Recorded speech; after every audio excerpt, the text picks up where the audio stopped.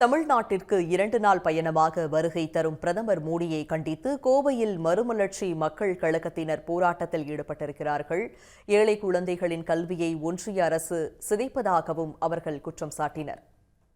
சட்டத்திற்கு புறம்பாக நீதிமன்ற தீர்ப்பை மீறி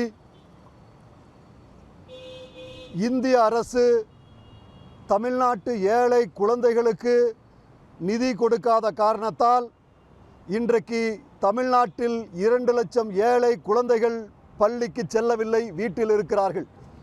இந்த மாபெரும் குற்றத்தை செய்த நரேந்திர மோடி அவர்கள் இன்றைக்கு தமிழ்நாட்டிற்கு வர இருக்கிறார்கள். அவரை வன்மையாக கண்டிக்கின்றோம். ஏழை குழந்தைகளினுடைய கல்வியை அழித்துவிட்டு நரேந்திர மோடி அவர்கள் தமிழ்நாட்டில் நுழையக்கூடாது. இதை நாங்கள் வன்மையாக கண்டிக்கின்றோம். நீதிமன்றம் தீர்ப்பளித்து விட்டது. கட்டாய கல்வி உரிமை சட்டம் என்பது வேறு, புதிய கல்விக் கொள்கை என்பது வேறு.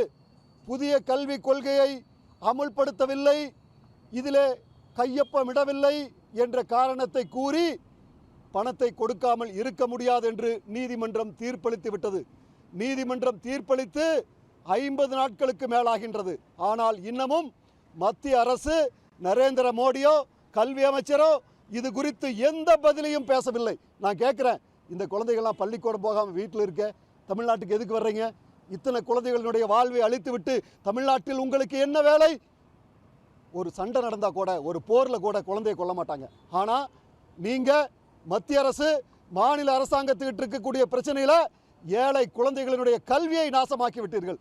2 மாதமாக அந்த குழந்தைங்க பள்ளிக்கூடத்துக்கு போகல. நரேந்திர மோடி அவர்களே, கல்நெஞ்சக்காரரா நீங்கள்? ஏழை குழந்தைகளினுடைய கல்வியை அழித்துவிட்டு தமிழ்நாட்டில் உங்களுக்கு என்ன வேலை? கண்டிக்கின்றோம் நரேந்திர மோடி அவர்களே, நீங்கள் தமிழ்நாட்டிற்கு வரக்கூடாது.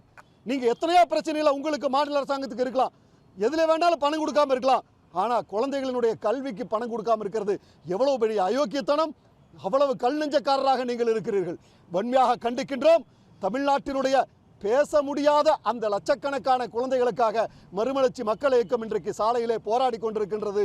நரேந்திர மோடி தமிழ்நாட்டிற்குள் நுழைவது தமிழ்நாட்டிற்கு அவமானம்.